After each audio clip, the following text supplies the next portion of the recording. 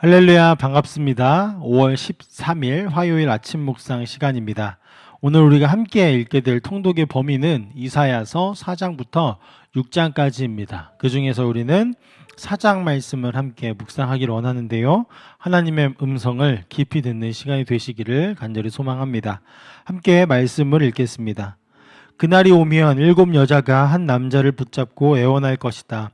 우리가 먹을 것은 우리가 챙기고 우리가 입을 옷도 우리가 마련할 터이니 다만 우리가 당신을 우리의 남편이라고 부르게만 해주세요. 시집도 못 갔다는 부끄러움을 당하지 않게 해주세요. 그날이 오면 주님께서 돋게 하신 싹이 아름다워지고 영화롭게 될 것이며 이스라엘 안에 살아남은 사람들에게는 그 땅의 열매가 자랑거리가 되고 영광이 될 것이다. 또한 그때에는 시온에 남아있는 사람들, 예루살렘에 머물러 있는 사람들, 곧 예루살렘에 살아있다고 명단에 기록된 사람들은 모두 거룩하다고 일컬어질 것이다. 그리고 주님께서 딸 시온의 부정을 씻어주시고 심판의 영과 불의 영을 보내셔서 예루살렘의 피를 말끔히 닦아주실 것이다. 그런 다음에 주님께서는 시온산의 모든 지역과 거기에 모인 회중 위에 낮에는 연기와 구름을 만드시고 밤에는 타오르는 불길로 빛을 만드셔서 예루살렘을 닷집처럼 덮어서 보호하실 것이다. 하나님께서는 예루살렘을 그의 영광으로 덮으셔서 한낮의 더위를 막는 그늘을 만드시고 예루살렘으로 폭풍과 비를 피하는 피신처가 되게 하실 것이다. 아멘. 오늘 우리가 함께 읽게 되어진 이 4장의 말씀은 1절의 말씀을 토대로 3절의 말씀과 이어진다라는 사실을 우리는 알 수 있습니다. 그날이 오면이라는 이 말로 시작되어지는 말이 3장에 제시되어진 여호와의 심판의 날이라는 것을 우리는 알 수 있죠. 1절 말씀에 나오는 이 그날에는요, 7 여자가 한 남자를 붙잡고 애원하는 장면이 나옵니다. 이 장면은 사회적인 혼돈을 상징하고 있습니다. 3장 말미에 나온 것처럼 남자의 많은 수가 전쟁터에서 죽게 될 것이기 때문입니다. 자연스럽게 남녀의 성비가 심각한 불균형이 이루어진 것과 그래서 결혼하지 못한 여인들에 대한 부정적인 인식이 합치가 되어지면서 다수의 여인들이 한 남성에게 애원하는 그런 장면이 만들어지게 된 것이죠. 하나님 앞에 부정을 저지른 이스라엘에게 내려지는 심판이 가지고 오는 결과인 것입니다. 그러나 이것이 단지 사회적인 혼란만을 보여주고 있는 것은 아닙니다. 성경은 하나님의 백성을 딸, 신부 등 여인으로 묘사하면서 남편 되시는 여호와 하나님과의 깊은 관계를 설명하고 있습니다. 따라서 여기에 나오는 이 남성에게 구해야 하는 7 여인은 하나님의 심판을 받은 이스라엘 그 자체를 의미하기도 하는 것이죠. 하나님과 이스라엘 관계 가운데 깨어짐을 이렇게 표현한 것입니다.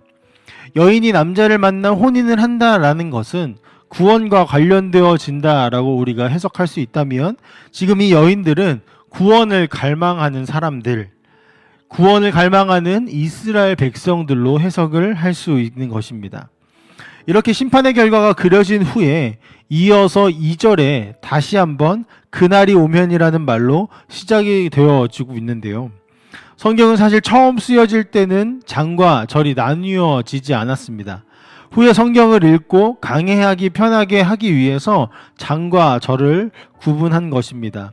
그렇기 때문에 이 과정에서 4장 1절을 3장 마지막 절로 넣지 않고 굳이 4장에 끌고 온 것은 편집자의 의도가 드러난 것을 우리는 알 수 있습니다.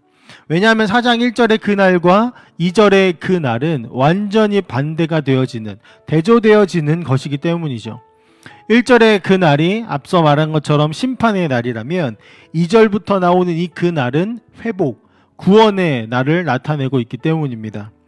3장을 심판의 장으로 놔두고 4장을 회복의 장으로 놔두는 것도 의미가 있을 수 있겠지만, 굳이 3장과 이어지는 한 구절을 4장의 맨 처음으로 가지고 온 것은 심판이 아닌 회복을 더욱 강조하고자 하는 의도가 담겨져 있음을 알 수 있습니다.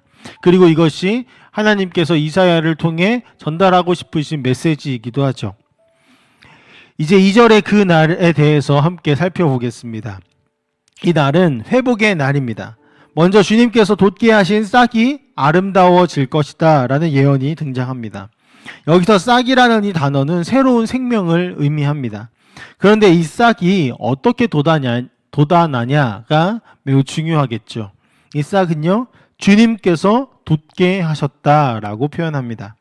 스스로 난 싹이 아닙니다. 또 이스라엘이 씨앗을 심어서 나게 되어진 싹도 아닙니다. 이것은 주님께서 돋게 하신 싹입니다. 바로 하나님의 초자연적인 개입을 의미하기도 하고, 이스라엘의 회복과 구원은 인간이 이룰 수 없는 일, 하나님만이 하실 수 있는 일임을 강조하는 것입니다. 하나님은 백성의 죄를 간과하지 않으시지만 동시에 그 죄를 심판하신 후에 다시 회복하시는 분이십니다. 마치 자녀가 옳은 길로 가도록 체벌하는 부모의 모습과 말이죠. 스스로 회복할 수 없기 때문에 하나님의 개입이 필요했고, 용서받을 수 없는 죄를 용서하시는 모습이기 때문에 우리는 이것을 은혜라고 표현합니다. 더불어 이 싹에 대해 많은 신학자들은 진정한 구원의 시작이자 완성인 메시아를 의미한다라고 표현하기도 합니다. 싹이라는 단어는 예레미야와 스가랴서에서도 등장하는데, 이 두 성경에서도 메시아를 예표하는 단어로 쓰이고 있습니다.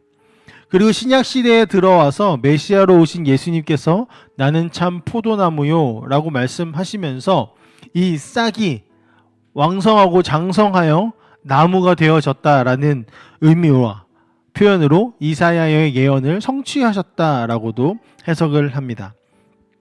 절망과 죽음의 역사 한복판에 생명의 싹으로 오신 분, 그리고 그분이 포도나무로 자라나서 이제는 교회라는 열매를 맺으시는 메시아로 그 사역을 감당하신 것이죠.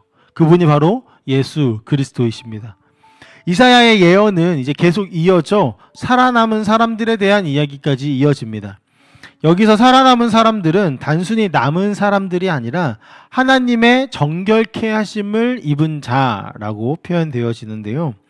4절에서 심판의 영과 불의 영을 보내셔서 라는 표현을 비추어 보았을 때에 이들은 성령의 역사를 통해 구원을 받은 자들이라고 우리는 생각하고 해석할 수 있습니다. 이는 이스라엘의 회복이 하나님의 주권적인 사역이고 은혜의 역사라는 사실을 더욱 뒷받침해주는 본문이기도 하죠. 스스로 버티고 견디어서 남은 자들이 아니라 성령의 역사로 하나님의 은혜로 정결케 되어진 자들, 다시 말해 하나님의 택하심을 받아 구원받은 자들, 바로 교회를 의미하는 것입니다. 이제 말씀의 말미에는 이들을 어떻게 구원하시고 또 지키실 것인지에 대한 말씀이 등장합니다.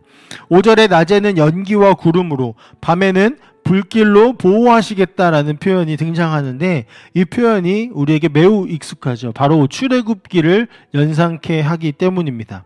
즉 구원의 역사를 다시 연상케 하는 말씀이고, 지금까지 그리고 앞으로도 하나님께서 어떻게 지키실 것인지에 대한 약속을 의미하기도 합니다. 이 말씀을, 이제 이 예언을 듣고 있는 이들은 이스라엘 백성이겠죠.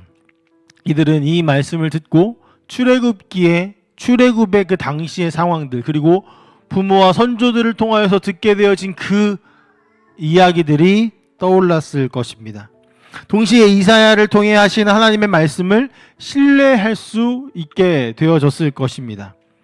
왜냐하면 하나님께서는 출애굽을 약속하셨을 뿐만 아니라 그것을 성취하셨고, 이들이 심판을 받게 되어질 것이다라는 예언을 받고는 있지만 지금까지 하나님의 약속이 이루어진 그 땅에서 먹고 자라고 살았기 때문입니다. 우리에게도 마찬가지의 일들이 일어나고 있습니다. 이 말씀과 성경에 기록된 예언과 성취를 기억하면 하나님께서 우리에게 약속하신 일들을 기대하고 신뢰할 수 있게 되어집니다. 왜냐하면 하나님께서는 분명히 말씀하셨고 예언하셨고 약속하셨고 성취하셨기 때문입니다. 메시아를 약속하신 그분께서 직접 인간의 몸을 입고 오셔서 메시아의 약속을 이루어 내셨습니다. 우리에게 오게 되어질 그날은 마지막 때라고 우리가 해석을 할 수 있습니다. 우리가 살아가고 있는 지금은 비록 심판을 받은 이스라엘처럼 세상 가운데서 고통을 당하고 하나님을 믿고 예수 그리스도를 따르는 그 길이 좁은 길처럼 여겨질 수 있지만 결국 하나님의 역사는, 하나님의 약속은, 하나님의 예언은 이루어진다라는 것입니다. 세상이 우리를 다른 길로 인도하여도 하나님께서는 불기둥과 구름기둥으로 이스라엘을 지키셨듯이 우리를 지켜 보호하실 것입니다. 지금의 현실은 1절의 그날 같아 보일지라도 하나님의 약속은 2절의 그 날이 되어 반드시 오게 될 것임을 우리가 말씀을 통해서 묵상하고 신뢰하게 되어져서 그렇게 주님을 따라 살아가는 삶이 되어졌으면 좋겠습니다. 그래서 오늘 하루도 그 날, 2절의 그 날이겠죠. 완성되어질 그 날을 기대하며 신뢰하며 주님의 인도하심 속에 안전하고 평안하게 하루하루를 걸어가시는, 살아가시는 우리 검단 함께하는 교회 성도님들이 다 되시기를 간절히 소망합니다. 함께 기도하겠습니다.